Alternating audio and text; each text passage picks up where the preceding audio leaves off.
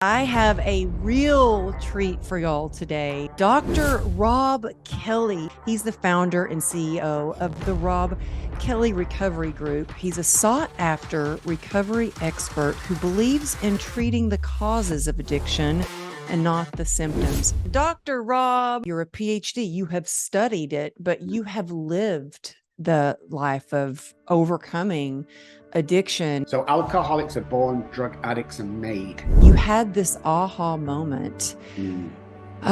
You were living on the street. It's snowing and I'm sweating profusely. My head is banging. I'm shaking. I feel like, death completely.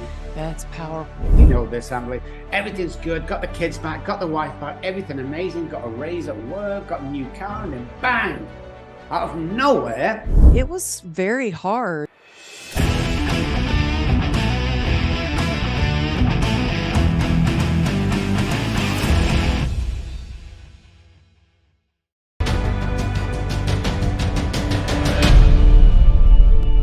Hello and welcome to the True Grit and Grace podcast. I have a real treat for y'all today.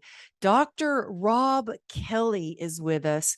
He's the founder and CEO of the Robb Kelly Recovery Group. He's a sought after recovery expert who believes in treating the causes of addiction and not the symptoms. He has appeared all over the news and media. You may have seen him on the doctor's TV or maybe Good Morning Texas, USA Today. The list goes on and on. He's got his own show, his own podcast called Breaking Through Addiction. And he's got a book out called Daddy, Daddy, Please Stop Drinking. So I'm super excited and honored to have you here. Dr. Robb, thank you for being here. Thank you for having me, Emily. It's just a blessing to be here completely. Well, I've really been looking forward to this, especially I got sober back in 2016. And so I really respect all that you share, but not only you're a PhD, you have studied it, but you have lived the life of overcoming addiction, and you had this aha moment. You were living on the street. Can you please take our listeners back to the moment where you realized that it was so much about your thinking and not the actual drinking, that moment when you went to go buy some vodka? Yeah, of course. It was a huge moment for me, of course, but I'm stood outside a liquor store that's also a newsagent, sells all kinds of stuff in England. And they can sell alcohol at 10 a.m. forward to 10 p.m. This was around 5:30 in the morning. I'm living on the streets. I'm actually dressed in a small vest, pair of shorts, flip-flops. It's snowing and I'm sweating profusely. My head is banging. I'm shaking. I feel like, death completely. And I kind of know in my mind from previous times that if I don't get alcohol or get to the hospital in the next hour or so, I'm going to go in to DTs and I'm probably going to die. And God bless this shopkeeper, Amberley. He opens the door because he knows me by now. He knows I suffer from some sort of drink problem. And he allows me in about 6 a.m., closes the door behind me. And I've got my £10 in my hand. And I remember putting my £10 on the counter, and he put the bottle of vodka on the counter. This day, I'd never noticed it before. And this was my reaction. The shake stops, the headaches went. I felt great. The attitude changed. Excuse me. Everything changed right there and then. I remember looking at the shopkeeper, looking back to myself, back to the shopkeeper, back at the vodka. And I went, oh my God, it's not the alcohol. And it was right there and then I realized that it wasn't a drink problem I had. I had a think problem. And that was the difference. Right then and there, you realized, wow, it is not the drinking, it's my thinking. But then how did you start to change your thinking?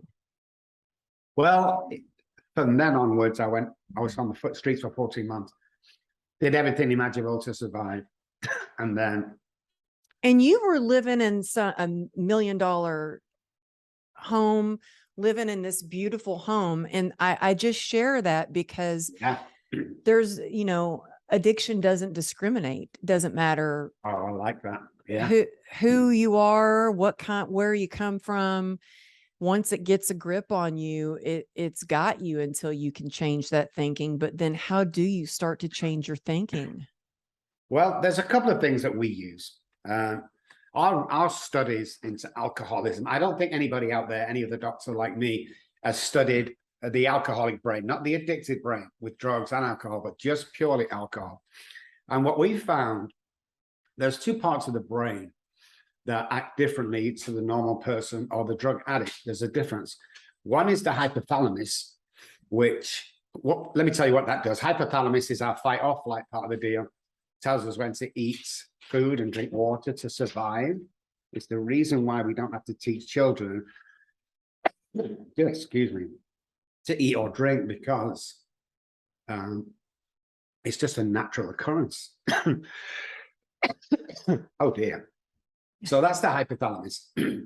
What happens to the hypothalamus with the alcoholic is, after a period of time, it tells the alcoholic to drink alcohol and not eat food or drink water. That's why alcoholics like me can go days, if weeks, without food or water. So that's one part of the brain that differs. So we have to correct that manner. The other one is the basal ganglia. Now this is where it gets important and really interesting.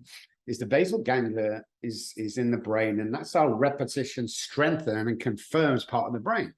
For instance, if a pilot wants to become a pilot, he has to do 10,000 hours in the air.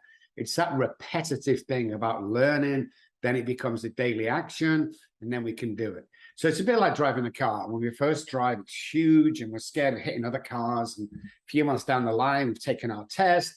We're out on our own, reverse down the driveway, wave to the wife, talk to a friend, listen to the radio at the same time. That's because that circle's been complete pertaining to that action. What happens with the alcoholic brain is the basal ganglia is damaged, and it's usually around, if you look at the round clock, it's usually around 5 till, because we're born this way. So alcoholics are born, drug addicts are made. So this deformity in Wait, say that again. Alcoholics are born and drug addicts are made. I know, every time I say that, people go, whoa. Well, that's very interesting. I mean, I always thought I was so different from so many people in my family that were, alcoholics. I'm like, oh, I'm the different one. I'm not like them. I'm the successful one. I'm the athlete. And lo and behold, it got a grip on me. Good. Yeah. But so that's very interesting that you say that alcoholics are born, drug addicts are made. Yeah. So let me talk about the alcoholic for a second. It's a predisposition passed down from generation to generation. It may skip a generation, and this is why alcoholics are born, but we're born this way with the default hypothalamus and the basal ganglia different to anybody else. Really? Alcoholic. So if you think you're an alcoholic and there's alcoholism in the family, even though alcoholism is the only self-diagnosed illness in the world, we can't trace it, you have to diagnose yourself, you're probably an alcoholic if you're abusing alcohol, dad's an alcoholic, or mom or uncle or cousin. Okay, so we're actually born this way. As soon as we take the first drink of alcohol, because everyone says we're allergic to alcohol, we're actually allergic to ethanol in alcohol. And as soon as that first drink is taken, what happens is a series of things within the body. The mental obsession, which is my two parts of the brain, hypothalamus, telling me that I need alcohol and nothing else, starts that disease off. And then as we go through the cycle, everything's good. And you know this, Emily, everything's good. Got the kids back, got the wife back, everything amazing. Got a raise at work, got a new car, and then bang, out of nowhere, literally, if you ask an alcoholic why you relapse, give me one reason, he's not got one. He's got 1,000 excuses, but not one reason, because there isn't a reason. When that clicks at about 5-2, we go to self-sabotage. Remember, it's not about the alcohol, but my self-sabotage is alcohol. So we don't really stand a chance when we take that first thing. We're on that time clock. Now, that time clock could be 5, 10, 20, 30, 40, 50 years. But sooner or later, the hypothalamus is going to tell me to drink alcohol only. And that's what it really takes off. And you have a few options that when your brain's telling you to do something, you either get treatment or you end up in jail or you die. And the latter is usually the case because people think that alcoholism is a choice. How can alcoholism be a choice when my brain is telling me to do something? So if you've ever been to the doctors and he gets that little hammer out and he taps your knee jerks, you've got no control over that. Me drinking alcohol was a knee-jerk reaction because of my disease. I didn't choose anything over alcohol. I had no choice. And when I got well and recovered, I'm a recovered alcoholic. When I got well, I was given my choices back. That's powerful. Well, you explain it so well. A lot of people don't understand. And I remember, realizing that I had a problem telling my husband, and he's a retired cop, and he not an alcoholic by any means, and was used to arresting people that were alcoholics. So imagine me coming to him and saying, "Hey, I think I got a problem. I think I might be an alcoholic." He was like, "No, no, no, no. Anybody would drink if they were dealing with what you're dealing with. You don't have a problem." But I knew I had a problem. What do you say the first step for someone to get help would be? Well, let me answer this first. Most people that end up drinking past the 3 stages of alcoholism, the normal drinking, heavy drinking, abusing, and alcoholism, many wouldn't have gone to the final edges and probably stopped drinking in time, depending how far down the scale they've got, if friends and husbands didn't say, "Oh, no, you're not an alcoholic." So we go out there and go, "Oh, I'm okay." When you're not okay if you trace it back. So the first thing I say to anybody is start dialogue. End of story. The worst thing for an alcoholic is isolation. Most tests we've done on death row, we have a great prison over here in Texas. Probably about 90% of people that go to the chair were insane because of the isolation. So we tend to withdraw away. So dialogue is very important. And I tell parents all the time, I'm sure he's drinking, but I've got to kind of respect his privacy. No, if there's alcoholism in the family and you think your child may be drinking, you need to get in there real quick and search that bedroom, because I would rather him not speak to you for a couple of weeks and be upset with you than it go to the full stages and he die. You've got to find out if there's alcoholism in the family. Talks need to happen real early in life, and I'm talking 6 or 7 or 8, where we have to have that talk, because I didn't get that talk. Nobody knew about alcoholism back in the 70s and 80s. Oh, it was very hush. There's still, so I feel like so much stigma around it. And it's something I remember when I first got sober. Even, my husband was like, "Oh no, let's don't talk about, being an alcoholic. Don't, cause I wanted to talk to my daughters about it. Now he has, he is like, "Oh, okay, I guess she is going to stick to this sober living, this sober thing that she's doing." But it was very hard. And now I talk to both of my daughters about it. Because I think it's important. And my oldest daughter, her dad's family, there's a lot of addiction there, and on my side. And so she knows, double whammy. She's got to be really careful with both parents. So I looked at some of the things that you do for treatment, and something that I've really been interested in is you do somatic. You're a somatic experience practitioner. What is that exactly? Somatic experience has been around for years and years. I've heard of it, and I just don't know what that is exactly. Yeah. It's a form of meditation, but we're listening to our body. So what happens is we release a lot of stuff during this meditation, but our body tells us everything we need to know before it happens. So let's talk about the gut feeling. Everyone thinks it's kind of a housewife's myth. The gut feeling is so true. It goes back to the tribal days when one of the tribesmen would get that gut feeling meant there were danger near. So they'd either get up, prepare to fight, or they would leave the area. We don't notice that today. If you notice that when you make a decision and it's wrong, most people go, I should have gone with my gut feeling. So somatic experience is a little like that. We're feeling our body, we're feeling the numbness, we're feeling the pain. If somebody's lost somebody, there'll be a heaviness across the chest.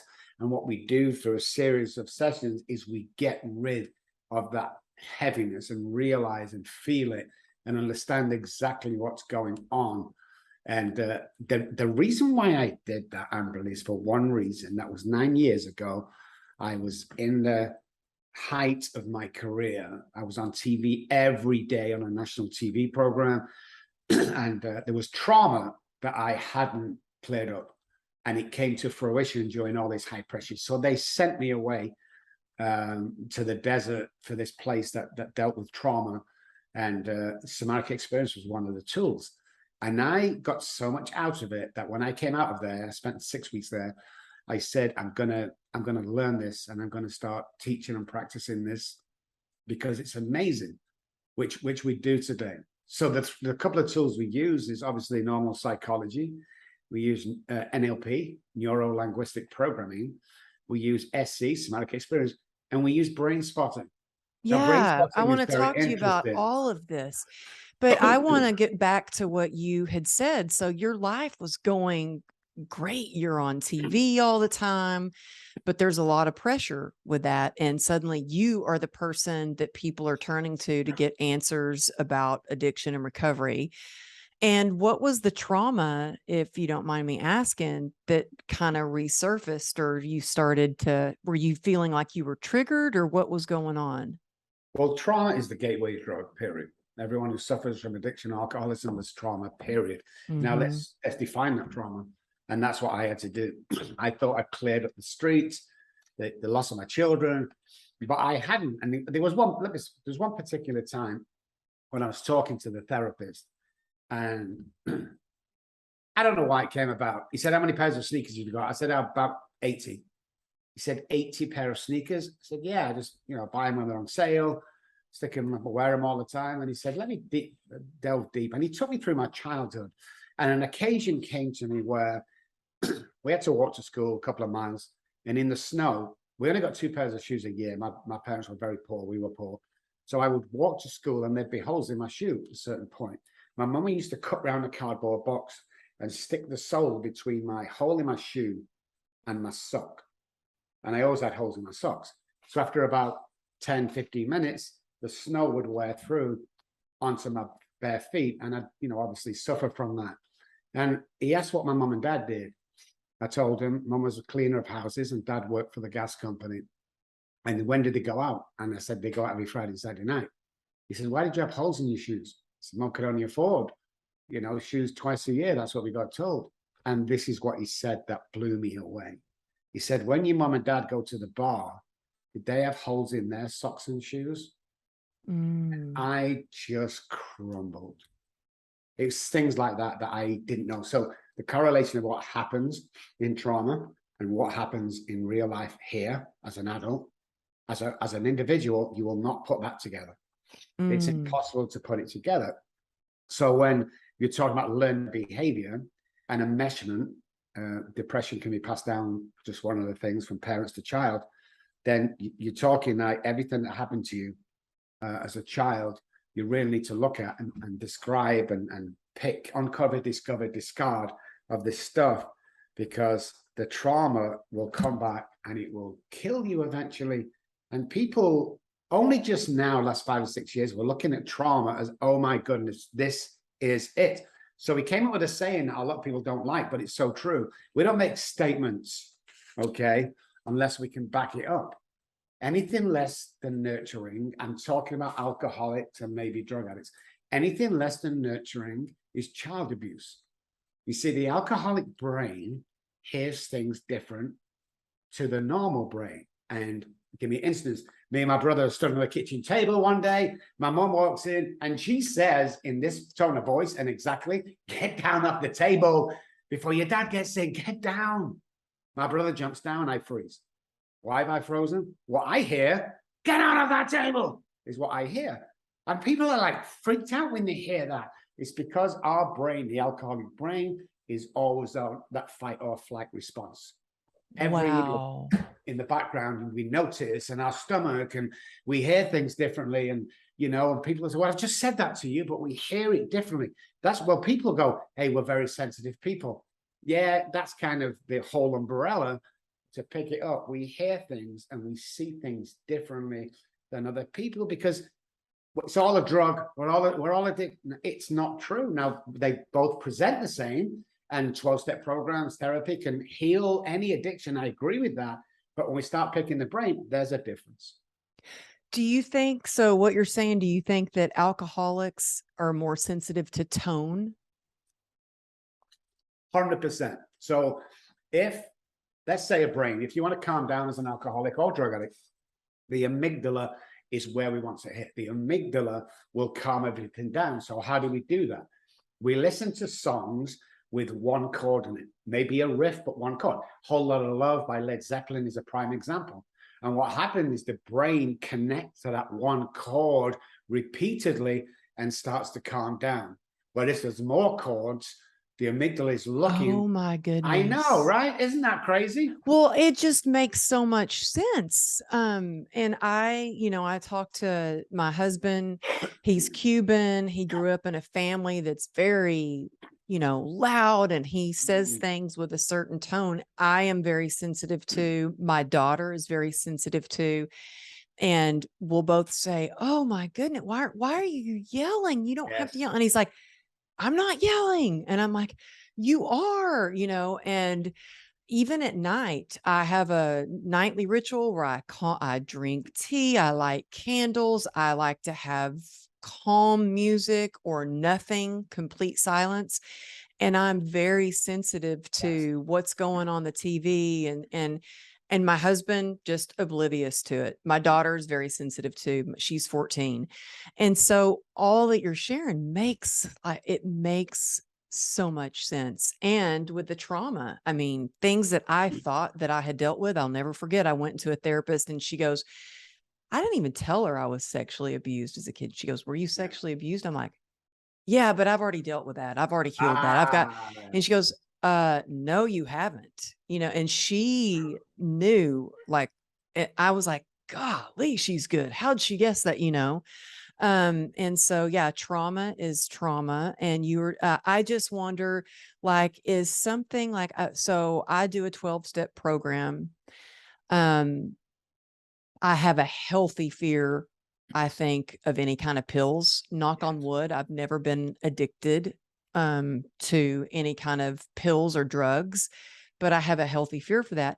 I actually lost my sobriety after 5.5 years for one day, and I got right back in it the next morning. But there was so much shame about that and losing my sobriety. Why do you think it is that we can be doing good, the obsession seems to have been lifted, then out of the blue, without even thinking, we reach for a drink or a pill or something? Two things. First of all, the trauma and the basal ganglia has not been cleared, so you're always going to self-sabotage. Um, and the other one is a spiritual connection. We need that spiritual connection. I'm talking about God, and you can choose any God, Allah, Jesus, Buddha, whatever you want to choose. But there's got to be that connection. There's trials and tests done years and years and years. We're born with a fundamental idea of God, and we lose it completely. So let me tell you this: hang on to your seats at home, guys, if you're a 12-step person or not. When a spiritual awakening happens, and a psychic change, which is change of neural pathways, the medical fraternity found out 7 years ago, our DNA changes. Why is that important?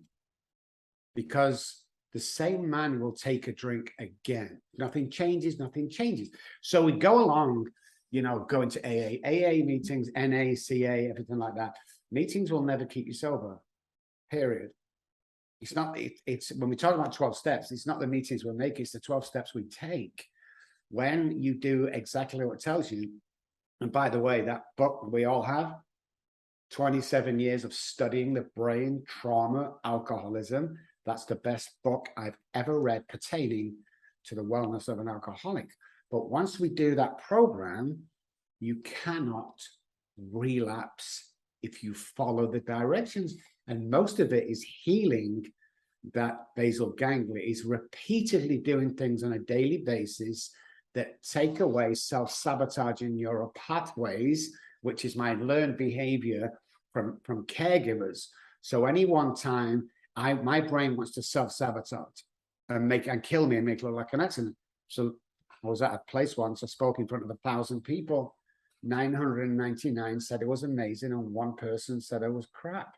Have a guess who I focused on and almost relapsed was that one guy, because going back to what the brain hears and sees is completely, utterly different to other people.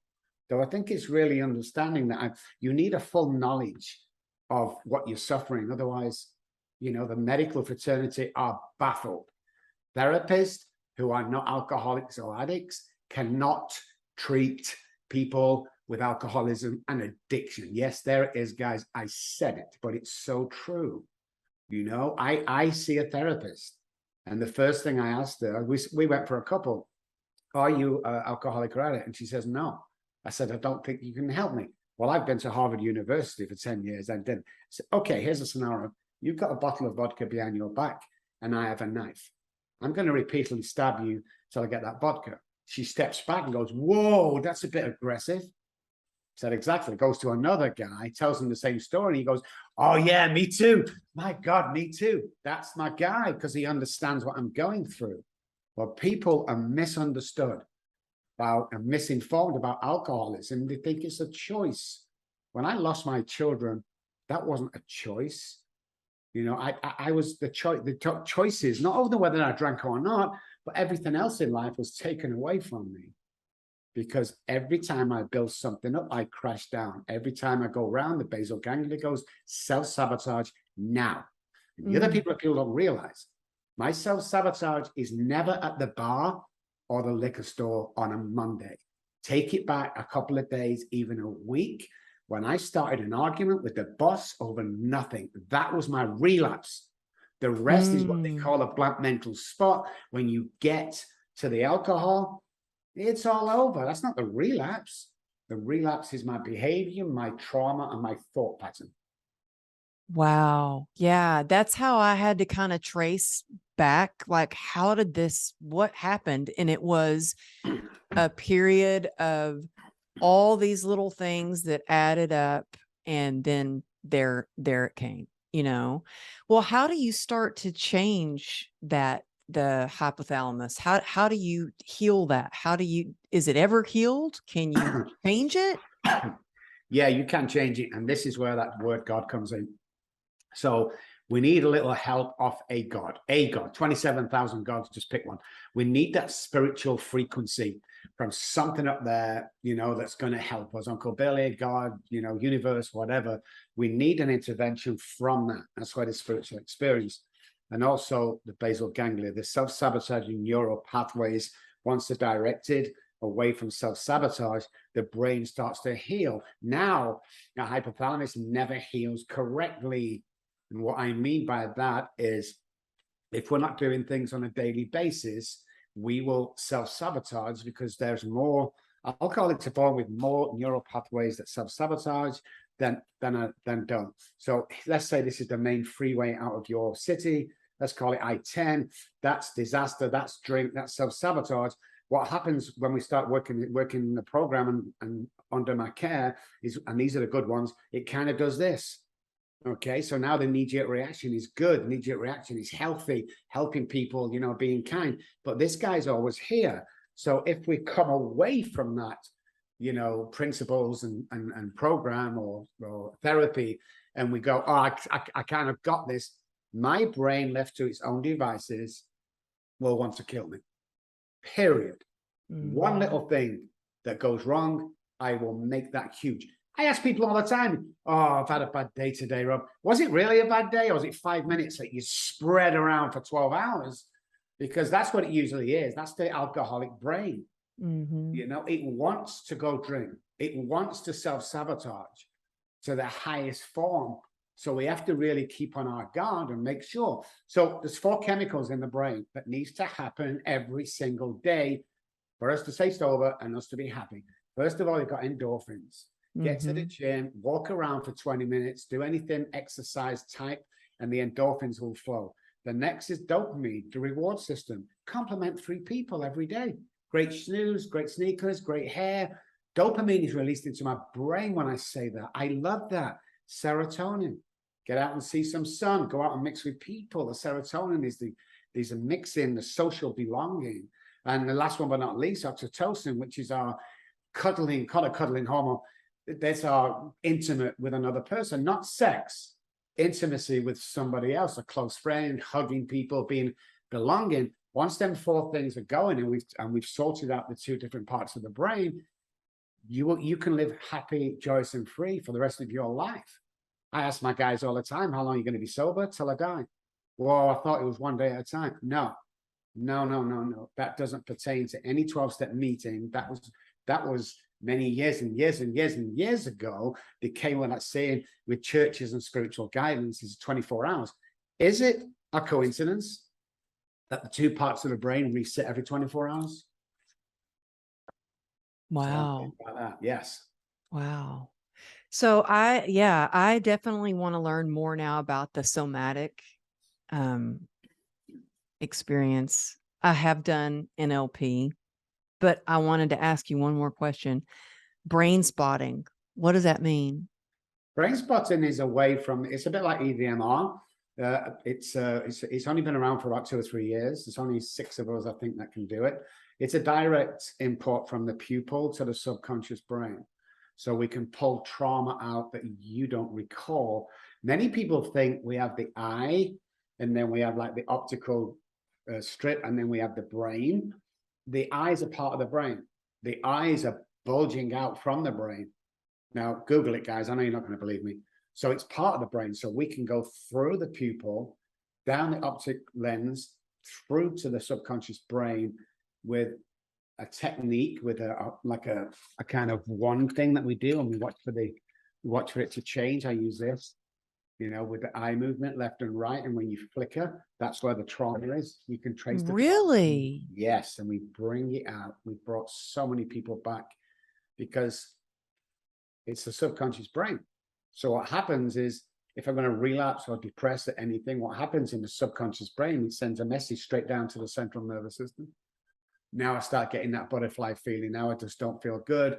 And that might be a day, a 2-day, I'm grumpy, I'm irritable. And what happens is it flips over the prefrontal cortex and we're done. Once it gets to the prefrontal cortex, that has one job: come up with a solution as fast as humanly possible to my problem. Well, I think, guess what? Alcohol was always my solution.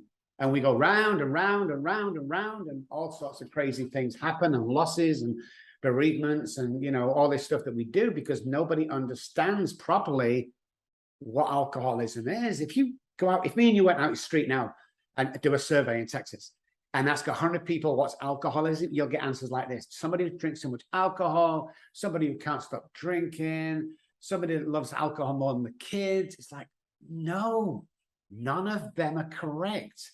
I have a disease.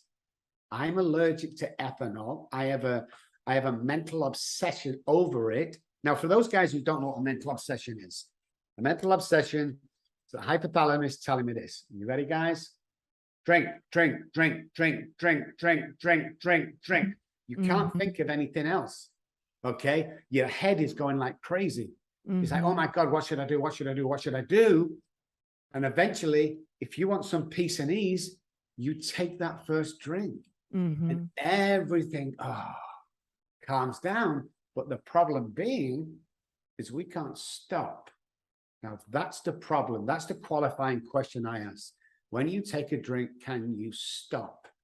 And if the answer is no, you're probably an alcoholic if it's in your family. But most people are misunderstood about that and don't know enough to tell the difference between a heavy drinker and an alcoholic. There's a difference. Your husband will know this probably. Difference between the Friday night drunk and the Friday night alcoholic. One needs to be locked up overnight to sober up. The other needs to go to treatment or hospital because it's not his choice. And I teach this with the police all the time.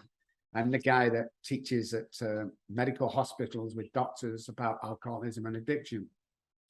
So it's really important that we try and delve more into it and understand that alcohol is 1% of alcoholism.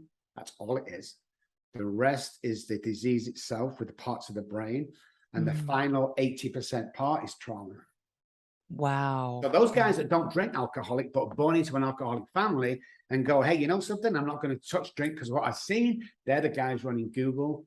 They're the guys running Facebook. They're the guys running Amazon because we're the smartest guys in the room when we don't put alcohol in there.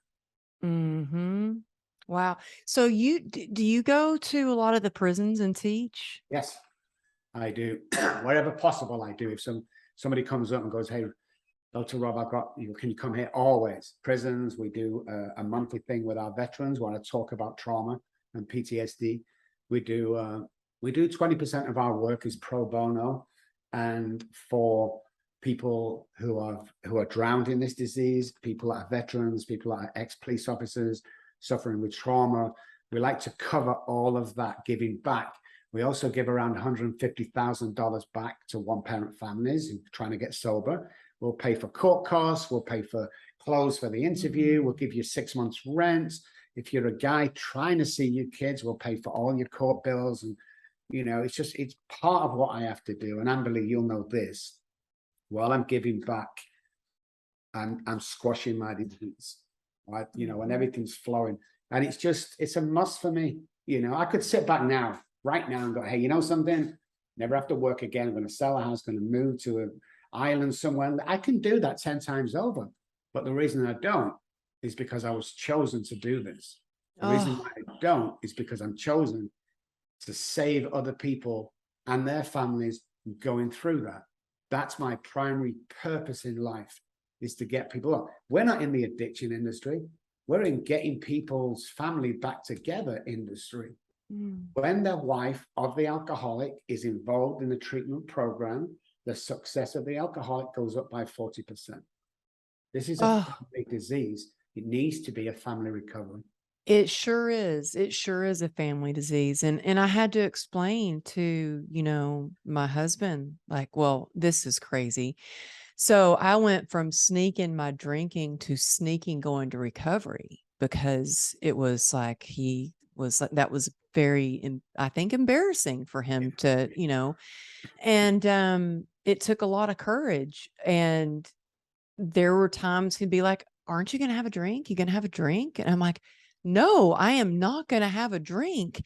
And I finally had to explain to him one time, like in the very beginning, it was really hard to stay sober. I mean, I had the shakes and I had to tell him that it's really hard.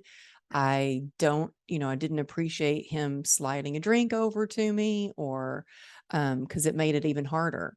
I know addiction is on the rise, and I love that you share that it is a family disease. It affects us all.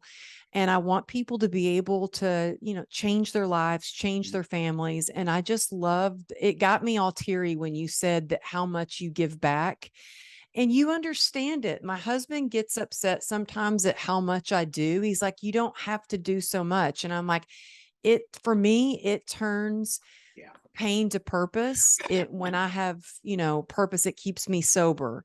And so I would love for people, especially if they know someone, and I think we probably pretty much all know somebody that is struggling with addiction, to get help. How can they work with you? Can they get in your program? Can they work one-on-one with you as well? It's just one-on-one only. I only take on between 4 and 6 patients any one time. If you're thinking of calling us, let me reassure you that we offer a money-back guarantee.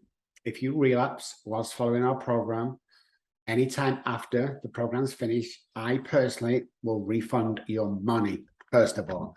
Robb Kelly, 2 B's in my Robb, ROBBKLOY.com is the website. It's all one-on-one. We also have a family unit waiting to speak to your wife. And we also have, as I was estranged from my daughter, Emily, for 20-something years, still not seen my youngest one. My eldest daughter, Charlotte, is my teen therapist. over in my Manchester office, UK. We got reunited 3 years ago. So we kind of got you covered, guys. If you need help, we're the Wow. guys, and we guarantee our work for sure. And the other one I want to really say real quick, which I think is important, going back to what you just said about really doing this for the right reasons, is if you're sat at home now and you think that you're never going to amount to anything, if you think suicidal, if you think that this is it, first of all, I want to apologize to you because somebody's put that there. We're born with $1 million minds, but we hang around with 10-cent minds. That's our problem. And the second one, I would rather spend 10 minutes on the phone and give you a pep talk that will change your life than hear of your funeral. So here we go. My personal cell phone number, guys, 214-600-0210. You will cut through all the BS out there. You'll come straight through to me. Text is always first. And yeah, here to help, guys. You are incredible. Thank Oh, you thank so you. much. So can they find your show? Can they listen to, because you host a show as well? Can they find that through your website as well? Yeah, you can find it on the website. You can also come on the show if you're struggling. We always say, you know, everybody knows somebody that struggles with this disease. And if you don't, then it's probably you. The other thing I'll mention is the book is on there. It's the last thing my eldest daughter said to me before I got back into, you know, talking to her many years later. And that's Daddy, Daddy, Please Stop Drinking is the name of the book. And the reason why I mention it only is we don't take a cent off that book, but it's part of the $150,000 a year we get back. Get on there, buy it. And again, we're not all about the money. If you don't like it for whatever reason, send me a text. I'll refund your money. Pass it on to somebody who might enjoy it. Oh, you are amazing. You are an angel on this earth. Thank you so much for being on the show. And I'm hoping that I get to see you in person. I think we're going to be speaking at the same event called Create with for Ken Joslin in Yes. Atlanta, along with John Maxwell, Ed Milet. So I'm looking forward to that. You guys take a screenshot of this, whether you're listening on Apple or you're watching it on YouTube, and tag us on Instagram. What's the best place on Instagram for people to tag you? Because I think you have a couple of different handles, maybe.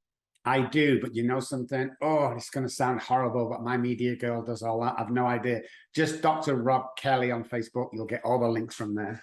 Okay. Okay. So y'all can tag some people might be on Facebook a little bit more. I'm mostly on Instagram. But yes, please reach out to him. That's so kind. If you're driving, and you can find his number, the website, all the details in the show notes, so you don't miss anything. But reach out and give him some love. Tell him that you heard his interview on True Grit and Grace. Thank y'all for tuning in. And Dr. Robb Kelly, thank you again for being here. I Of appreciate you. course. Thank you so much.